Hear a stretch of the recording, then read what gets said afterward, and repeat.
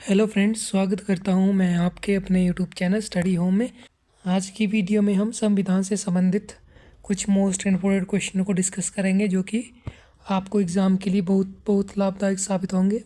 तो चलो शुरू करते हैं हम अपने आज पहले क्वेश्चन से। तो आज का हमारा पहला क्वेश्चन है, भारत में मूल संविधान की कुल कितनी अनुसूची हैं? भारत में मूल संविधान की कुल कितनी अनुसूची है? तो वो है 8।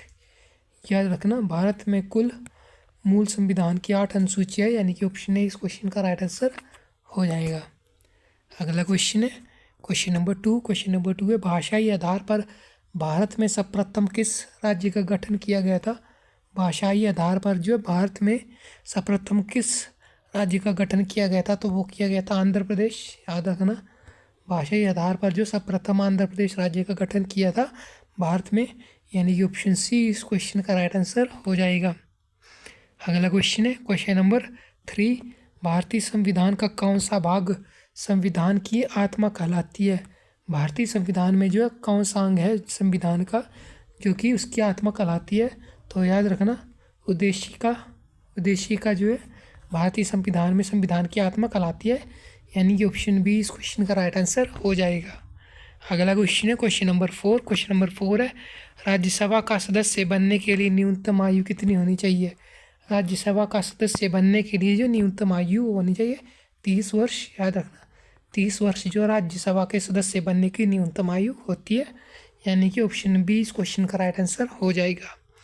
अगला क्वेश्चन है क्वेश्चन नंबर 5। क्वेश्चन नंबर 5 है, लोकसभा की वर्तमान सदस्य संख्या कितनी है? लोकसभा की वर्तमान में जो है सदस्य संख्या कितनी है? तो याद रखना 545 जो है लोकसभा में वर्तमान की कुल सदस्यों की संख्या है।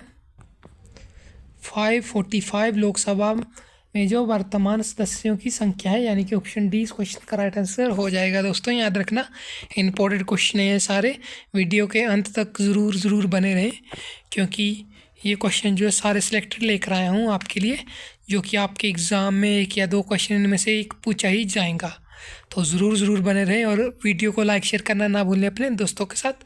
तो चलो शुरू करते हैं हम अपनी अगला क्वेश्चन। तो अगला क्वेश्चन है क्वेश्चन नंबर 6। एक वर्ष में लोकसभा में कम से कम कितने सत्र बुलाए जाते हैं? लोकसभा में जो एक साल में कम से कम कितने सत्र बुलाए जाते हैं? तो याद रखना 2 सत्र बुलाए जाते हैं एक साल में कम से कम, यानी कि ऑप्शन ए इस क्वेश्चन का राइट आंसर हो जाएगा। अगला क्वेश्चन है क्वेश्चन नंबर 7। क्वेश्चन नंबर 7 है, राज्य में राष्ट्रपति शासन किसकी सलाह पर लागू किया जाता है? राज्य में जो है राष्ट्रपति शासन जो है किसकी सलाह पर लागू किया जाता है? तो याद रखना, राज्यपाल की सलाह पर जो है राज्य में राष्ट्रपति शासन लागू किया जाता है, यानी कि ऑप्शन बी इस क्वेश्चन का राइट आंसर हो जाएगा। अगला क्वेश्चन है क्वेश्चन नंबर 8। भारत में वित्त आयोग का गठन किस अनुच्छेद के अंतर्गत किया गया है? वित्त आयोग का गठन जो किस अनुच्छेद के अंतर्गत किया गया था? अनुच्छेद 280 के अंतर्गत किया गया है वित्त आयोग का गठन, यानी कि ऑप्शन डी इस क्वेश्चन का राइट आंसर हो जाएगा। अगला क्वेश्चन है क्वेश्चन नंबर 9। नीति आयोग के अध्यक्ष कौन होते हैं? नीति आयोग के अध्यक्ष जो प्रधानमंत्री होते हैं, यानी कि ऑप्शन ए इस क्वेश्चन का राइट आंसर हो जाएगा। नीति आयोग के अध्यक्ष जो वो प्रधानमंत्री होते हैं, यानी कि ऑप्शन ए इस क्वेश्चन का राइट आंसर हो जाएगा। अगला क्वेश्चन है क्वेश्चन नंबर 10। लक्ष्मीमल सिद्धवी समिति किससे संबंधित है? लक्ष्मीमल सिद्धवी समिति किससे संबंधित है? तो याद रखना, पंचायती राज से संबंधित है वो, यानी कि ऑप्शन बी इस क्वेश्चन का राइट आंसर हो जाएगा। अगला क्वेश्चन है क्वेश्चन नंबर 11। भारत का महानवादी किसकी विधि सलाहकार होते हैं? महानवादी जो किसकी विधि के सलाहकार होते हैं? तो वो होते हैं भारत सरकार के। याद रखना, यानी कि ऑप्शन बी इस क्वेश्चन का राइट आंसर हो जाएगा।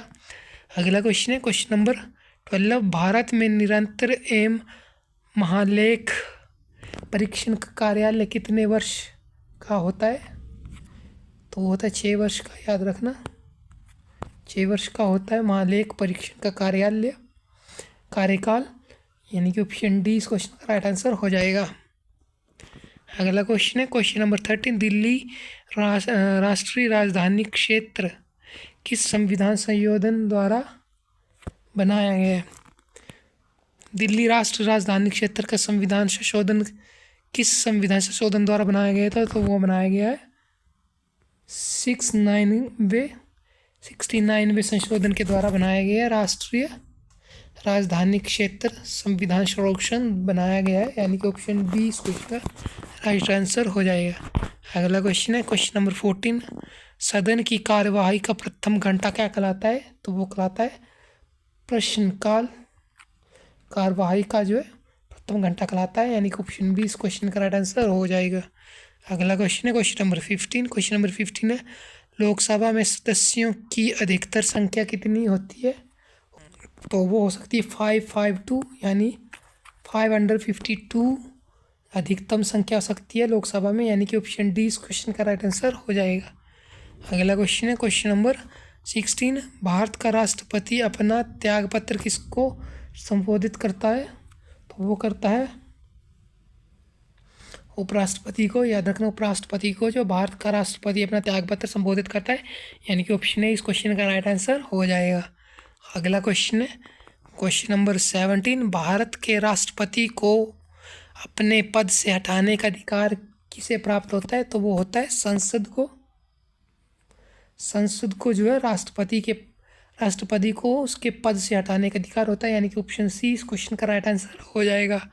अगला क्वेश्चन है क्वेश्चन नंबर 18। क्वेश्चन नंबर 18 है राज्यसभा का सभापति कौन होता है? राज्यसभा का सभापति होता है राष्ट्रपति। याद रखना, ऑप्शन बी इस क्वेश्चन का राइट आंसर हो जाएगा। अगला क्वेश्चन है क्वेश्चन नंबर 19। संसद के किस सदन का अध्यक्ष उनका सदस्य नहीं होता है? तो वो होता है राज्यसभा। याद रखना, यानी कि ऑप्शन ए इस क्वेश्चन का राइट आंसर हो जाएगा। अगला क्वेश्चन और इस वीडियो का अंतिम। भारत का प्रधानमंत्री बनने के लिए न्यूनतम आयु कितनी होनी चाहिए? तो न्यूनतम आयु होनी चाहिए 25 वर्ष। याद रखना, 25 वर्ष जो है न्यूनतम आयु होती है प्रधानमंत्री बनने के लिए, यानी कि ऑप्शन सी इस क्वेश्चन का राइट आंसर हो जाएगा। तो कैसे लगे दोस्तों आपको हमारे क्वेश्चंस? अच्छे लगे हो तो चैनल को सब्सक्राइब करना ना भूलें और अपने दोस्तों के साथ वीडियो को लाइक शेयर करना ना भूलें। तो हम मिलेंगे आपको अपनी अगली वीडियो में भी इससे भी अच्छे क्वेश्चनों के साथ। तब तक जय हिंद, जय भारत।